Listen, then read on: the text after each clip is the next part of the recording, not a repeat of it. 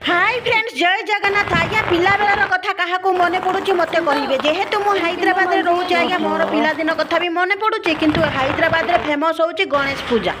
आज सकाल सकाल मु बाहरी पड़ी आज्ञा गणेश पूजा सामग्री किणापी लड्डू दुकान में देख बहुत भेराइटी प्रकार लड्डू लड्डू नहीं कि मुझे पलि आसी आम रूम को आम रूम रे बढ़िया भाव में सजासुजी कर देछि देख पूरा मूर्ति माने 3 वर्षर 3टा ठाकुर हैदराबाद रे मु 3 वर्ष रही मोर 3टा जाक ठाकुर अच्छी पूजा काम सरला पर रोसई कार्यक्रम लगिली आज आमर अरुआ डालमा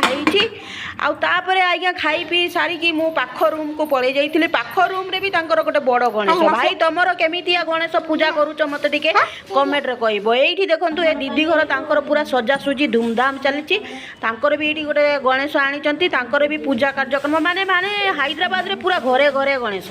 हैला। आपण माने भाई मो वीडियो कोउटु देखुच मते कहिबे जेहेतु मु हैदराबाद रु कहूची आपण माने ओडिसा रो कोउ जगार देखुच मते दया करी कहिबे। रहिली जय जगन्नाथ।